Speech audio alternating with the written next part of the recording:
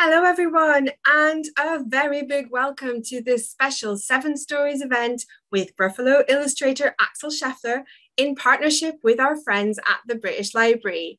We are delighted to be joined today live by Axel, who is here to tell us about his collection of miniature books and the British Library Miniature Books exhibition, currently on display at Newcastle City Library. There will be the opportunity to create your own miniature book, so please make sure you have everything you need for this part of the session. Children will need paper, pencils, rubber bands, and scissors. There will be the opportunity for questions towards the end of this event, so thank you so much to everyone who has sent questions in advance. We are so excited to be talking to all of you joining us from schools across the UK and some from across the world. We really hope you enjoy this event. Just before I hand over to Axel, I'm just going to tell you a little bit about the British Library, who we are hosting this event with. They are the National Library of the UK, and their collection includes over 170 million books. So if you were to see 5 items each day, it would take you over 80,000 years to see the whole of the collection. Can you imagine that? This event is part of websites that we've done in collaboration with the British Library, and it's called Discovering Children's Books.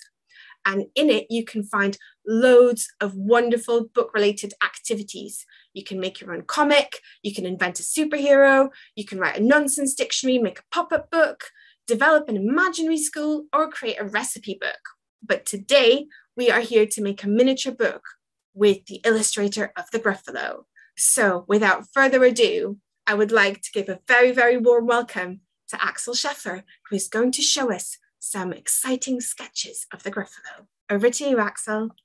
Hello, everybody.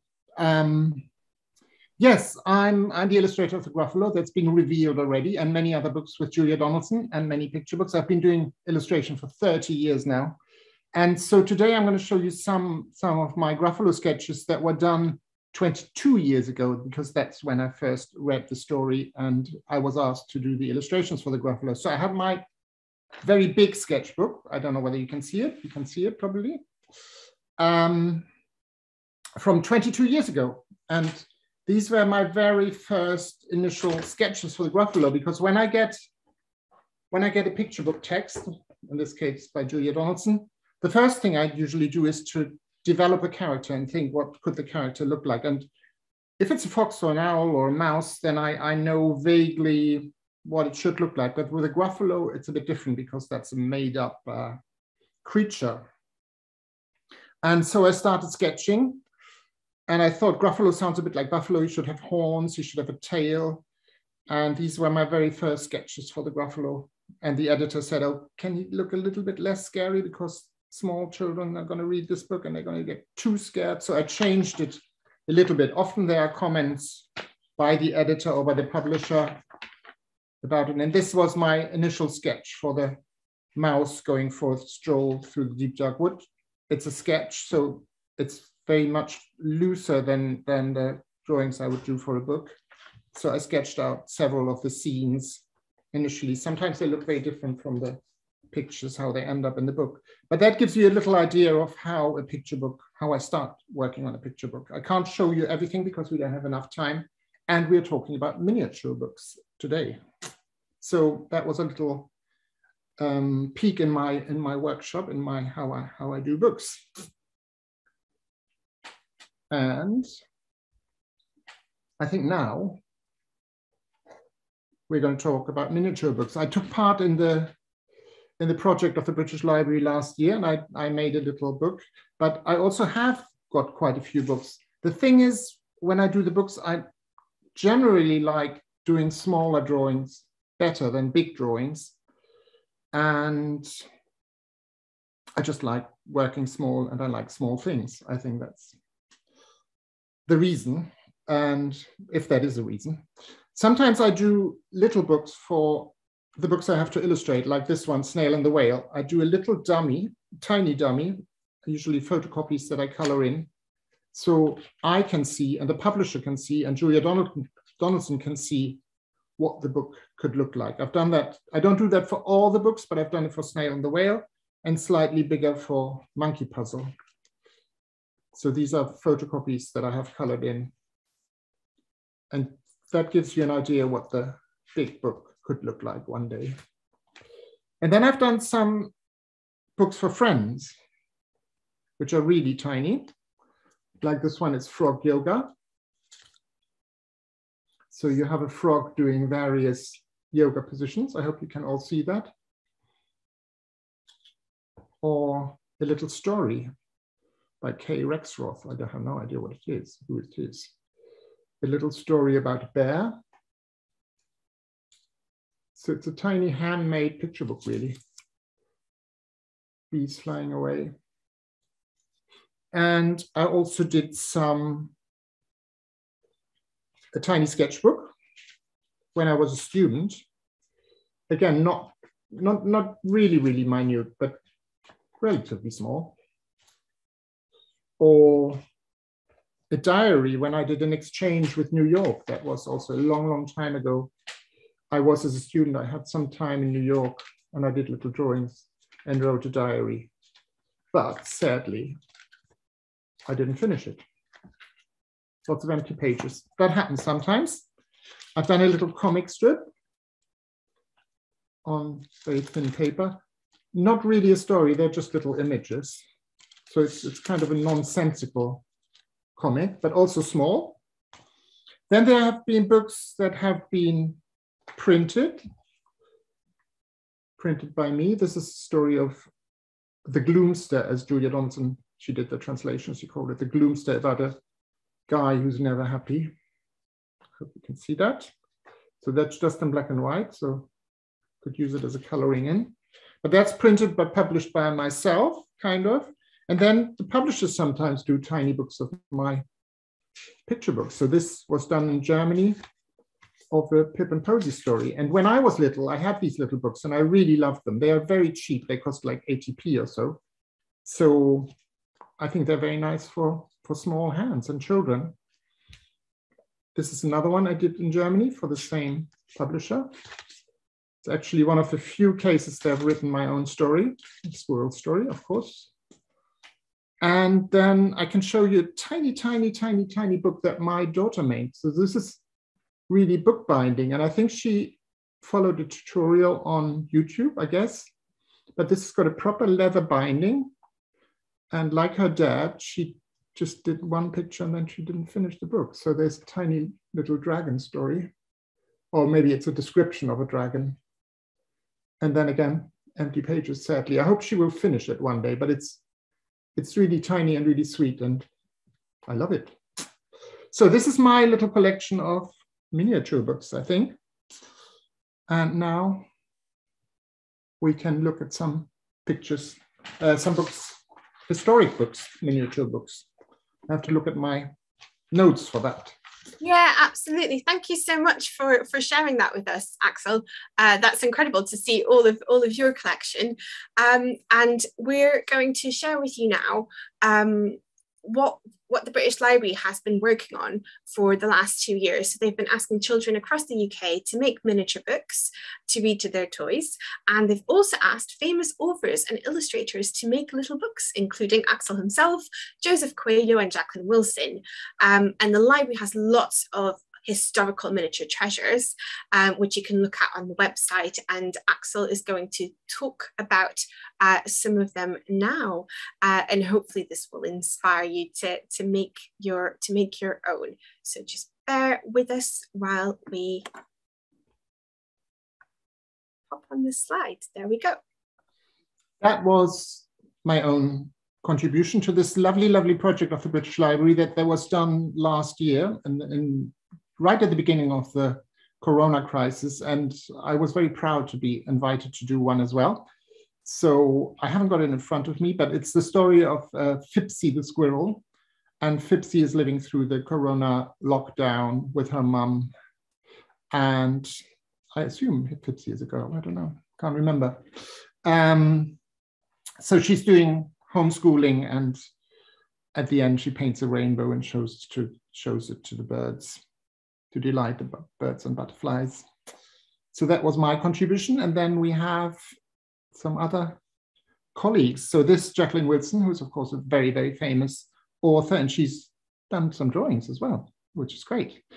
And it's a tiny tale of her toy rabbit called Radish. And Radish lives on her desk. And at the end of the story, Radish is showing the white fluffy tail and says, "This is my tail." So it's a bit of a pun or a word game on tail and tail. And it's a lovely book by Jacqueline. And the next one is by Joseph Coelho. And it was made apparently from a leather bag and a real ammonite fossil. And it's a book about spooky stories with secrets from the sea. That's why he's posing in front of the sea, I think. Yes, and next one is by Philip Arder, somebody I know well because I've illustrated some of his books. And he's done like a proper published book with a publisher called Little People Press, and written by a very, very big author, which I can confirm. But the story is about Tim Little, who is a boy who has got very little time to go to the library. But in the end, we find out that he went to the library all through the book. And in fact, it is revealed at the end that he's a character from a library book.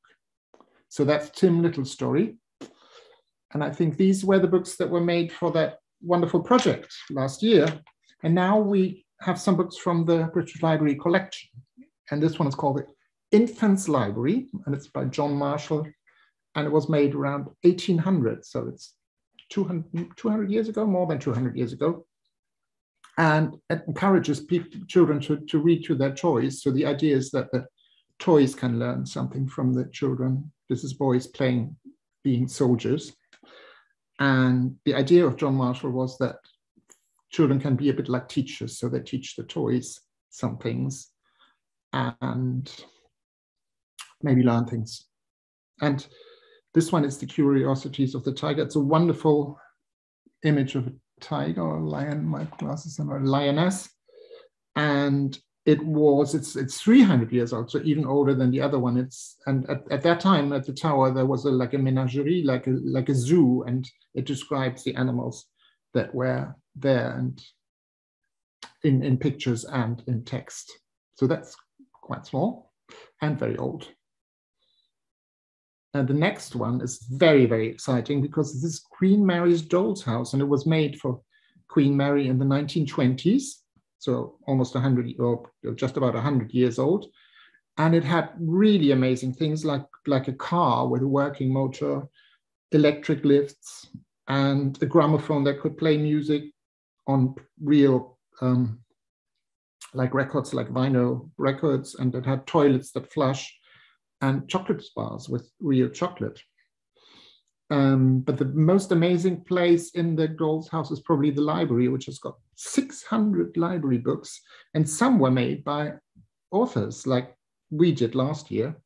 So it was J.M. Barrie who wrote Peter Pan, and Sir Arthur Conan Doyle who wrote the Sherlock Holmes book. They all contributed to this royal little tiny library. I think that's very, very exciting. And then there's a little tiny cookery book, which is part of the collection of the doll's house. And it's got little recipes, how to make a curry. It's really wonderful. So you already got some ideas what miniature books could be about, like a cookbook or about animals or toys. So bear that in mind, maybe as inspiration for your own book, which you're going to hopefully make later. So I think that was the things from the collection. Yes, and just before we move on, I just wanted to ask you, Axel, why do you like miniature books? What's so exciting about them and so wonderful? As I said before, I just like tiny things. I like small things. And I think many children love tiny things as well. I think it's just fascinating to have something that's usually big and have it reduced to a tiny size. And I think that's also the appeal of dolls' houses and why we like to look at them. And I've got small hands, maybe that's one of the reasons. Brilliant, thank you. And as I mentioned, you can have a look at some of the miniature books if you happen to be in the Northeast. I know lots of the schools are. It's currently on exhibition at Newcastle City Library. And now Axel will be showing you how to make your own miniature books. So just make sure you have everything you need ready. So just make sure you've got your pencils, your paper, your scissors, your rubber bands. And don't worry if you don't get a chance to finish. You'll be able to go back to this video. There's instructions on links that your teachers can help you with. So don't worry too much, but we will show you how to make your miniature book from the start. And Axel will be demonstrating. Okay. So I mustn't forget anything. I have to focus. I have to concentrate. In case I don't know how to continue, I've got my instructions there. But so we take an A4 sheet and we fold it in half like that, I think. And you can either tear it or cut it with scissors. I'm going to tear it, take the risk. So you fold it and you go across with your fingernail. And then you fold it again in the middle. And fold it again and again, I think.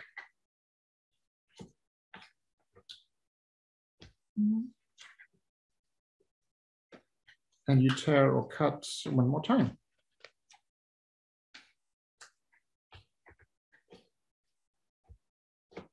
So you have something like this, but it's still attached. So you have to cut it with scissors or again, tear it. So you don't really need very much to make a little miniature book.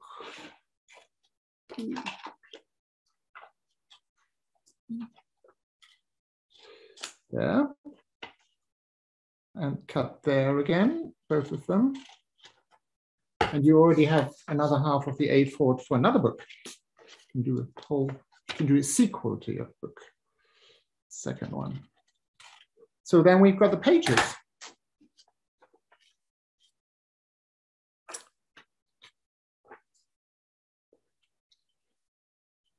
So what I would do then is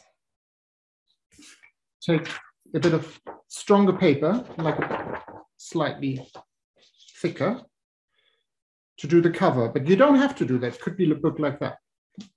It's up to you really, and maybe you don't have that at hand, but next time you could do it with a little cover. Improvise a bit here. Hope that's going to fit, more or less. You can do all this very, very precisely. You can measure it, but you can also just do it like that, and it works. So there I've got a little cover, and you can see from the other books that I sometimes do a little, put a little label on with the title. Could even do an illustration on the cover. So that doesn't fit quite, but it's very easy to do that. And then sometimes I use a stapler, but maybe if you would have to ask an adult to use that because it could end up in your fingers.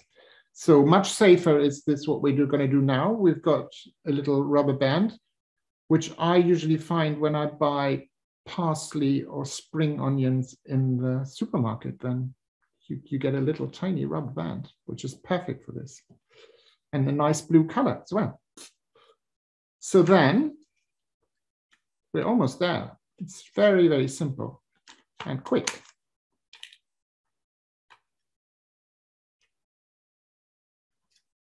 There's the book.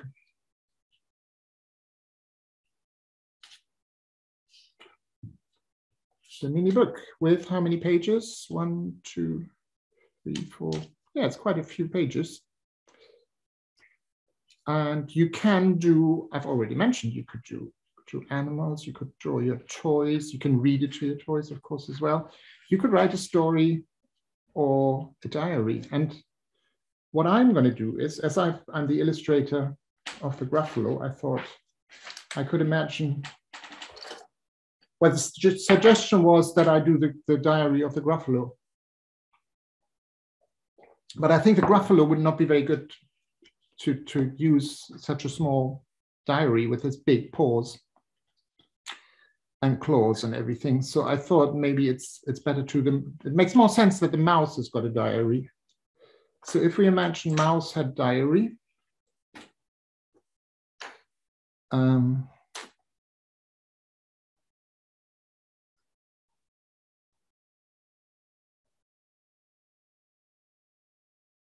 like that.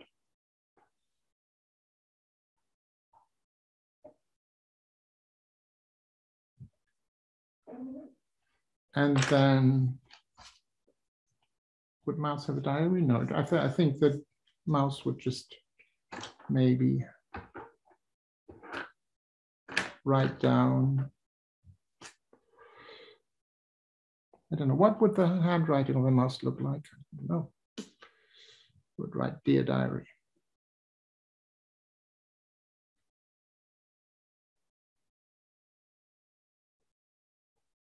And it would probably put the date as well, but I use today's date, which is I think the 19th of January.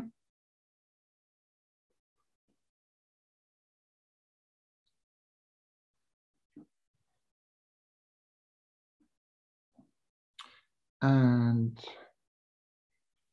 it would write, I am a mouse. Today, I went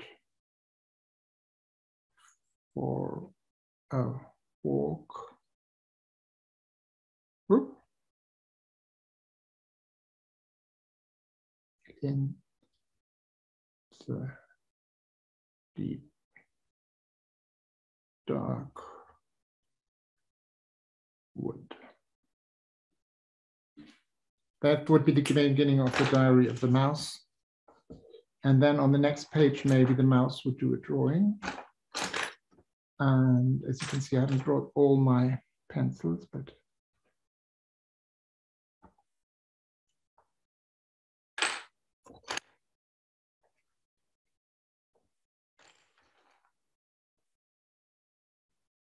so this is obviously not how I usually draw, but this is how the mouse would draw. The deep dark wood.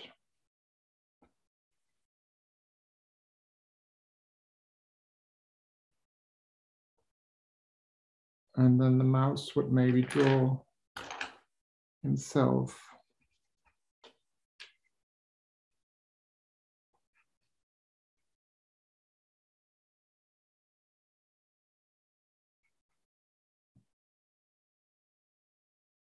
Like that.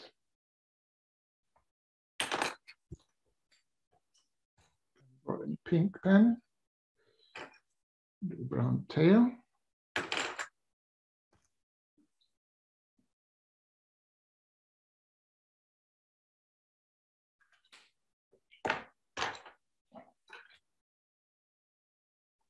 I got a red pen, no.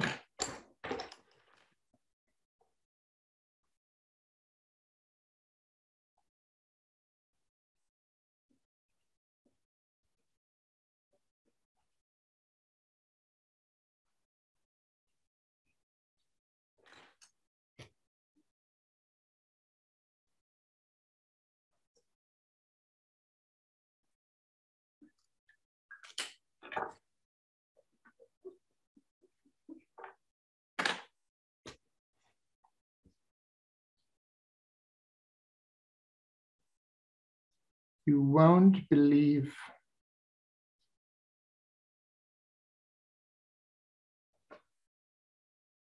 what happened to me today.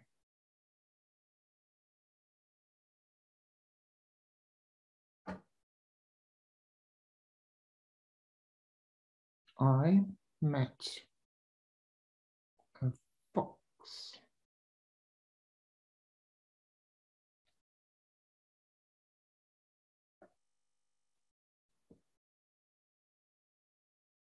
fox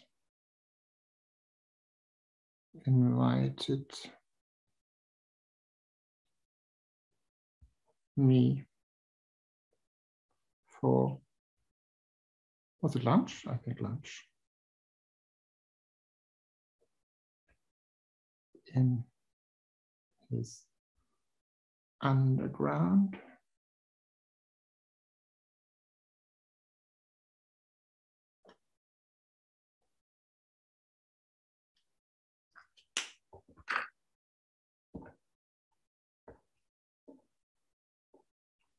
So this is the first time ever that we hear the story told by the mouse. But I think I won't continue now because we won't have time to do the whole story.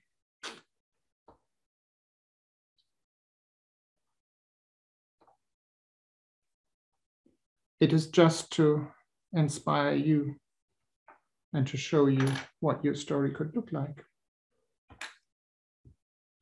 So you could take a story that exists already and write it as if one of the characters has written it. So kind of from a different perspective, you would call it.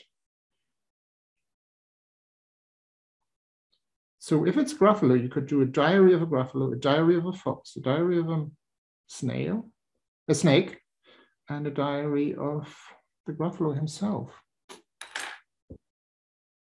But you can also, of course, write your own story or a cookbook or anything really. But that's what it could look like, your own book. Oh, that looks incredible. Mouse's diary. I should do a little, should be an illustration on the outside, like the mouse's head. Can we have a look at some of it closer up after you've done your illustration? Shall I try to hold it on the camera of the computer? Or shall I? No, that there is perfect. Oh, that's amazing. Yeah. Diary. And then there's the first page without a picture. Yeah. I'm a mouse. Today I went for a walk in the deep dark woods. You won't believe what happened to me today. I met a fox. The fox invited me for lunch in his underground house. And I think we all know what's going to happen next, but I leave that to your imagination. So that's yeah, the little miniature book that you could all make. And it's very quick and easy. I hope you saw that. And I hope there will be hundreds and thousands of little books being made today. Yes, absolutely. Will you be continuing the Mouse's Diary, Axel? Will you finish it? I don't know, because it just came to me now, so I haven't really thought about it at all. Maybe I should, and then I do the foxes and the snakes and the owl's diary as well, and the Gruffalos. I think a series of diaries from Gruffalo characters sounds incredible. Go to my publisher. You all witnessed where the idea was first came into my head. Yeah. Absolutely. Well, we have some time for questions from some of the children, if that's all right, Axel. So yeah. let's go with that, if that's okay. So this is a question from Martha and Oscar at Hotspur Primary School, and they would like to know what inspired you to be an illustrator. What inspired me to become an illustrator? I just always liked drawing since I was a child, and I think, yeah, I think the joy of doing drawings that other people like gave me the idea that illustration was something that I would like to be doing as a job. So yeah, that was the love for drawing was really my inspiration, I think. Amazing, thank you. And this is a question from Teo at Pegasus Primary School. Have you always found illustrating easy? No.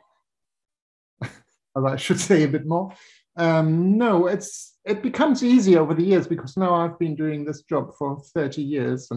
But I can remember really struggling, for instance, with the Gruffalo or Room on the Broom. I didn't find it easy at all to do the illustrations. I can't remember exactly why, but sometimes the art materials are not doing what you want them to do. I remember struggling with the stormy skies and Room on the Broom, that the paints were just not willing to do what I wanted them to do. And no, it can be like any job. You have things that are difficult or problematic and challenges that you have to overcome. But over the years, I find it easier and easier to illustrate a book. But it's not always easy, like anything you do. And sometimes I start something and I don't like it and I start again. That happens quite a lot. Brilliant, thank you. And question from St. Michael's Primary School, and they would like to know, what is your favorite animal to draw? Well, I like small books. I like to draw small animals as well. So I probably like squirrels or little animals rather than big ones, big chunky ones. But I like to like crocodiles and elephants. A variety of animals. I don't have one favorite. That's what I'm trying to say. Anything from small animals to big animals. Yes, animals rather than people, I think.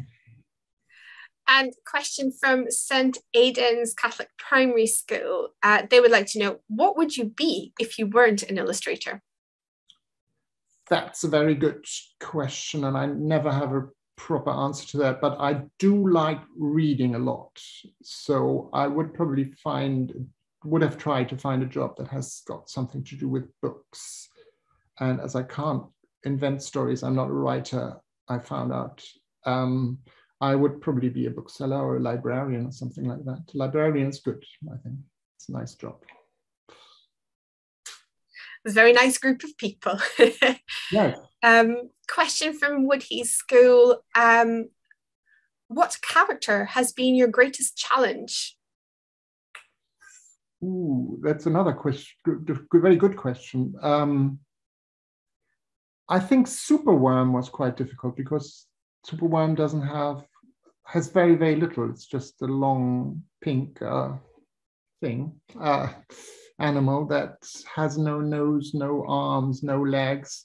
So I really had to put all the expression into the eyes and the mouth. And even that, my worm doesn't look like a real worm. So I had to take some liberties, like with most animals that I draw, they don't look 100% zoologically correct and like real animals. So, but Superworm was quite hard, I think. Who would have thought? Yeah. The worm would be the hardest. Question from Romarsh Thurgate School. How long does it take you usually to illustrate a book? That varies a lot. It depends how well things are going. It depends a lot on how much detail there is on a page.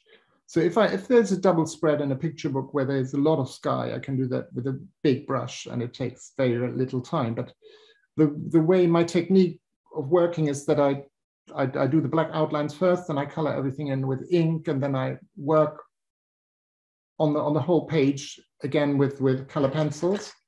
So it is quite time consuming, and I have to do all the details. So the more detail there is, the longer it takes. But it varies a lot. It's probably between 6 weeks and 3 months, and yeah, depending on how much. Usually I work on several different projects at the same time. So there might be a picture book and a storybook, and so it's hard to tell really, but usually it's a few months, I would say, for a picture book.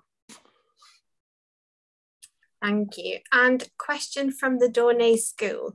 How did you develop your signature style? And I guess I'll add, did that come to you straight away? Did you have to? No, it developed over years, but there are so many different ways of drawing, and many different styles for different illustrators, but mine was always sort of slightly humorous, I think, sort of a bit cartoony. So the noses of my people are too big and they have those little round eyes. So my drawings are really sort of like a funny style, and that was there from the beginning, I think. And I just developed it over the years. it kind of grows, the style, I think. But I'm very lucky that I have a style that is recognizable, so people will see this is an Axel Scheffler book, which is helpful, I think. Absolutely. And question from Ardley Hill Academy. How old were you when you illustrated your first book?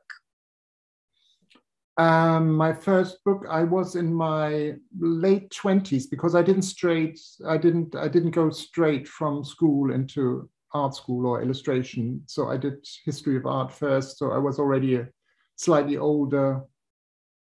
I was already slightly older when I came to the UK and went to an art school. So I was maybe 28 when I left school, art school, college, and I got my first commission soon after that. So I was probably 29 or so when I illustrated my first book. Amazing. Professionally, so when I got the commission and got paid for it. So yeah. In year 4 at Woden Primary School, would like to know if there's anyone that has influenced you. So was there anyone or a particular moment or something that influenced you to start to move into art and to start illustrating? Yes, I think there were quite a few illustrators that I discovered when I was still living in Germany. When I was a teenager, I sort of discovered some illustrators, and there's a half German, half French illustrator, Tommy Ungerer, who is probably not very well known these days. And I think he was an influence. I liked his books, but I wasn't a child myself, but I liked the way he did draw, and he had also sort of slightly humorous characters and a lot of details. And so I think, yeah, he influenced me. But there were other illustrators as well. But I grew up in Germany, so there might be people who are not so known here. And a question from Lakefield Primary School. Why did you want to illustrate children's books in particular? I think children's books is just the most rewarding and exciting thing that an illustrator can do. When I started off after art school, I did a lot of grown-up illustrations as well for magazines and newspapers, and which is called editorial illustration. So I did a lot of that as well. But I think it's so rewarding to write children's stories or illustrate children's stories, because they are often very fantastic and entertaining and funny. And I think if you do, as an illustrator or as an author, if you write something or illustrate something that children like, it's a very nice feeling when they come up to you and say, oh, I love your books. And I think it's a very important age for, I mean, that's really when human beings are first introduced to books, ideally, when they are children. And I think it's very important for children to read and look at books. So I find it very, not only rewarding for the artist, but also very important to do children's books. Absolutely, thank you. And question from the Lanes Primary School. Do you ever get frustrated when you make mistakes with your illustrations? Of course, I get very, very frustrated. I used to get more angry. I think with getting older, and you get less angry with yourself. But I used to get very, very frustrated and very angry with myself if it didn't work how I wanted it to work. So yes, one does. I don't know if I ever threw anything, but I did get very angry with myself. And slightly on that theme, a question from Dunstan Hill Community Primary. This is from 6R. Is there anything that you don't like drawing or that you find really tricky to draw? Well, I used to say cows are very difficult, but I have drawn quite a few cows by now and have never had any complaints. But I do find, like, I prefer to do stories that are set in a kind of more fantastic world and like a fairy tale world. So I would try to avoid draw modern cars, for instance, or modern world. I find that harder than doing a deep dark wood and a mouse and a Gruffalo. Although I did find that hard. So, but generally, I find it harder to draw things from the real world that surrounds us. And a question from Priorsford Primary. did your teachers encourage you to draw when you were in school? Yes, we always had, we always drew at school, I think, especially at primary school. I still have some exercise books where I have some very early drawings. But I had an art teacher when I was like a teenager at school who was really, really inspiring, and I liked him very much, and he sort of implanted the love of art in me. So teachers are very important, I think, for that. And we've got a couple of questions on process. So Beech Grove Primary want to know what you prefer to draw in, whether pencil, felt tip, crayon. Do you have a preferred material? Or well, I have like a dip pen with a metal nib, which I haven't got here at the moment, but I use these inks, liquid watercolors, and I use color pencils. And as I said, I do the black outline first, and then I just color it in with ink and with lots and lots of color pencils. There's only a small selection here at the moment. And yeah, very, very traditional. I don't use a computer to create my pictures. It's very, very old fashioned. And that's what I use, yeah. And very straightforward. I always say when I do a school visit, I always say it's the same materials that children would use, like watercolors and color pencils. Yeah, that's the question from Moore Allerton Primary, was whether you ever use a computer to make your illustrations. Eventually I don't know if you want to explain, eventually when you do make your illustrations, they do have to get scanned, but is that then the designer's role? It would then be the designer's role. And I've just finished another book with Julia Donaldson called The Baddies, and it's at a stage where it's just about to go to the printing, and there are a few things that need changed, and rather than me doing the whole picture again, they can do it on Photoshop. They can change a head of a character or change a background, but I can't do that myself, so I have to have the designer to do that work. But I don't use a computer at all, except for emails or Zoom events. Brilliant, thank you. And there's a couple of questions about Julia Donaldson and how you sort of met and how you got to illustrate her books and which character you did first. Do you want to tell us a bit about that? Yes, our first book is going to be 30 years old next year, so there's going to be celebrations for that. And it was a squash and a squeeze, and the publisher brought us together. Julia had written the story of A Squash and a Squeeze as a song for the BBC, and then there was the idea to turn that into a picture book. And I was asked to illustrate it, and that brought us together. So we didn't know each other before that. The publisher joined us up for this. And then afterwards we met, and then there was a long gap of 6 years or so till she wrote the text of the Gruffalo, and then she sent the story to me and asked me, do you want to illustrate it? Do you know a publisher who wants to do it? And that's really when our collaboration started. But contrary to what many people think, we never work together. We always work separately. So she would write the story, send it to the publisher. They would pass it on to me and ask, do you want to illustrate this? And then mostly I say yes. And then I work with the editor who works for the publisher. And so does Julia. So we never work directly together. So we never meet up when we're working on a book. It's all via the publisher. So, but it worked, and we've done many books that are very popular. So we won't change our way of working, I think. Brilliant. Thank you for that little insight into the process. It's all revealed now, yes. And just finally, before we wrap up, is there any sort of tips or advice that you would give to any children out there that like drawing and that might be considering drawing professionally or becoming illustrators at one point? Well, I think this is a good starting point, making miniature books. So you can write your story, you can illustrate your story on a small level, but of course you should.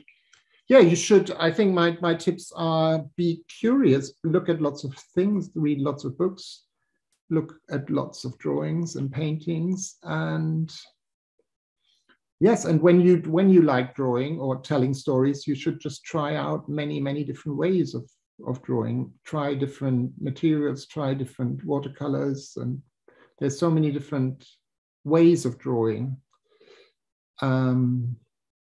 Try painting, try drawing with pencils, try just experiment and keep on drawing and try to draw a lot. That's my tip. And read a lot.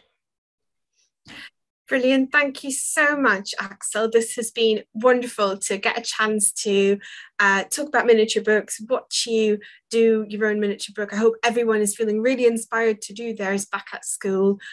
Just a reminder that on the webpage where this event is being hosted, you can find lots of links to other creative activities and lots more information on miniature books. So if you're feeling inspired to do a bit more, do ask your teachers and have a look. And we would love to see them. So if you do make your own miniature books, do share them on, do ask your teachers to share them on social media. If you would like to tweet us, we would love to see your miniature books. So do tag both the British Library Learning Team and Seven Stories. We would really, really enjoy seeing them, and we'll make sure that Axel sees them as well. If you happen to be in the Northeast between now and March, you can have a look at the miniature books exhibition at Newcastle City Library. That is free to access and will be there until March. And it has some of the books that you've seen today, as well as some recently made books by Balliol Primary School in North Tyneside.